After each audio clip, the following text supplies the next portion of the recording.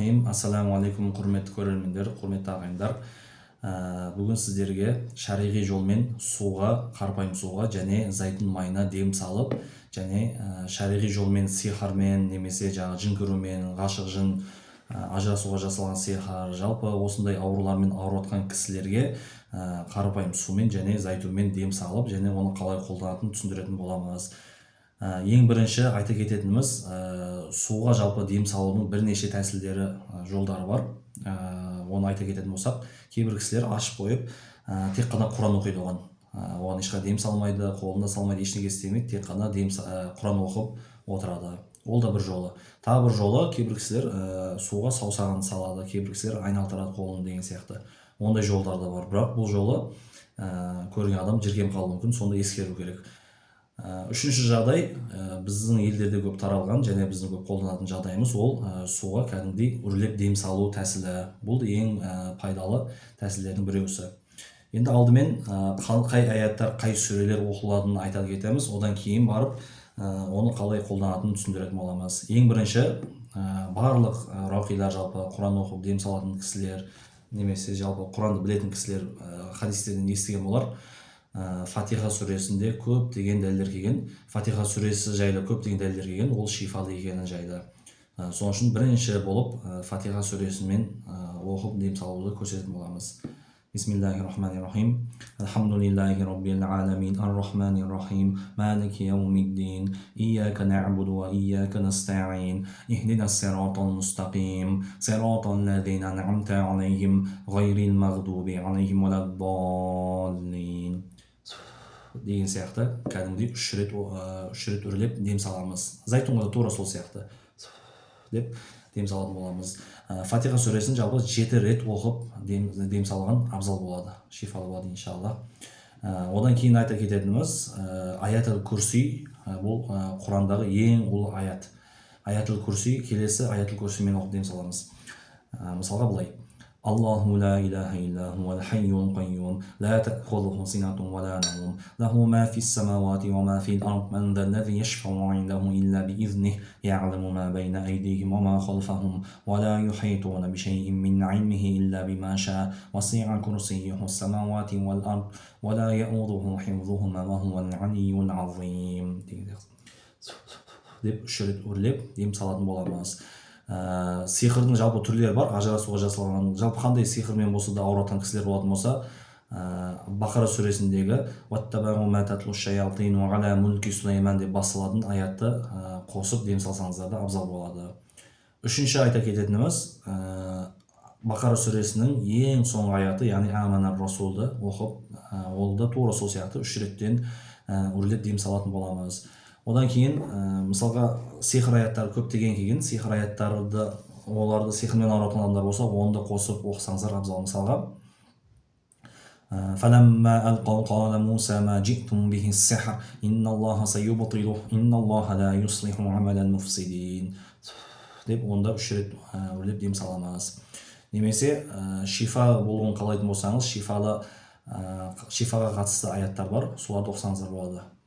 Мәселен, وَنُنَزِّلُ مِنَ الْقُرْآنِ مَا هُوَ شِفَاءٌ وَرَحْمَةٌ لِلْمُؤْمِنِينَ وَلَا يَزِيدُ الظَّالِمِينَ إِلَّا خَسَارًا деп үш реттен дем салатын боласыздар.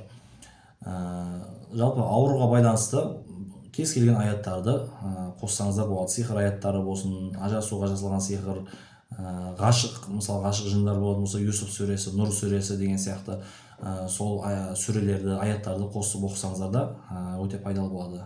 Одан кейін Кафирун сүресі, одан кейін ең көп қолданылатын, ең керемет, жалпы руқия оқитындар да біледі, жалпы адамдар біледі. Ихлас, Фалақ, Нас сүресі, бұл руқияда ең күшті оқылатын сүрелер, өте пайдалы болады. Оларды міндетті түрде оқисыздар. Сол үш сүремен дем салып көрсететін боламыз. Бисмиллахиррахманиррахим. Құл хуаллаху ахад, Аллаху самад, лам ялид ва лам юлад ва лам якул лаху куфуан ахад. Бисмиллахиррахманиррахим. Құл а'удhu би раббил фалaq, мин шарри ма халaq, ва мин шарри ғасиқин иза вақаб, ва мин шарри наффаthati фил уқад, ва мин шарри хасидин иза хасад. Бисмиллахиррахманиррахим. Құл а'удhu би раббин нас, ملك الناس إله الناس من شر الوسواس الخناس الذي يوسوس في صدور الناس من الجنة والناس деген сияқты тура осылай дем салатын боламыз. Жалпы Құран аяттарымен не ғұрлым көп оқып дем салатын болсаңыздар, сол ғұрлым ол өте пайдалы, шифалы бола береді. Оны бір рет қана оқып қоймай, көбірек оқысаңыздар да өте жақсы болады, пайдалы болады. Одан кейін бұл Құранды оқитын адам, дем салатын адам мүмкіндігі барынша Құранды оқып білетін, кішкене тәжвид оқыған, Құранға түскен адам болған абзал болады. Егер адам Құран оқып білмесе, немесе орысша әріптермен жаттап алған Құран болатын болса, онда міндетті түрде Құран оқып білетін адамға оқыту керек болады. Енді бұның қалай қолданатынын айта кетсек, зайтун майынан бастасақ, зайтун май, дем салынған зайтун май, жалпы зайтунға көбірек дем салған абзалырақ болады. Бір рет емес, көбірек дем салып қан абзал болады, өйткені пайдалы болады, сол кезде шифалы болады. Дем салған зайтун майын адам бүкіл денесіне жағу керек болады. Шомылғаннан кейін әр жарты сағат сайын 5 рет, 6 рет тіпті жағу керек болады. Денесінде кішкентай болса да ешқандай бір бос жер қалып кетпеу керек. Бүкіл денесіне жағылады. Бастың шашқа жабудың қажеті жоқ, тек бастың терісіне ғана жақса жеткілікті болады. Бүкіл денесін жағады. Немесе осы аурулар мен ауыратын адамдар болатын болса, зайтунды жаққан кезінде денесінде бір қазу болуы мүмкін, құсу болуы мүмкін деген сияқты сондай бір реакция беруі мүмкін. Оған ешқандай уайымдаудың қажеті жоқ. Керісінше бұл әсер етіп жатқанының белгісі болады. Оған уайымдамаңыздар. Екінші, су жайлы айтатын болсақ, әрине дем салынған суды ауырған адам ішеді, ең бірінші ішеді. Бұл тек бір стаканмен ғана көзсілетін, негізі үлкен баклажкаға немесе 5 литр баклажкаға, үлкендеу ыдысқа дем салғандарыңыз абзал болады. Содан кейін ол суды ішіледі. Біріншісі, екіншісі, үйіңізде мысалға бір жайсыздық болып жатса, үйіңізде тек жаман түстер көп көретін болсаңыз, немесе үйіңізде бір тыныштық кеткен болса, сондай жағдай болатын болса, үйіңіздің жан-жағына суды алып, дем салған суды алып, шашып тастайсыздар қолыңызбен бүкіл үйіңізге.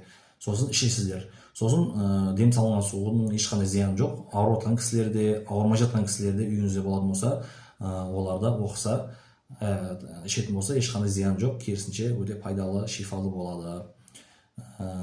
Бұл мәліметтеріміз, ақпараттарымыз сіздерге пайдалы болған болса, бір лайк басыңыздар.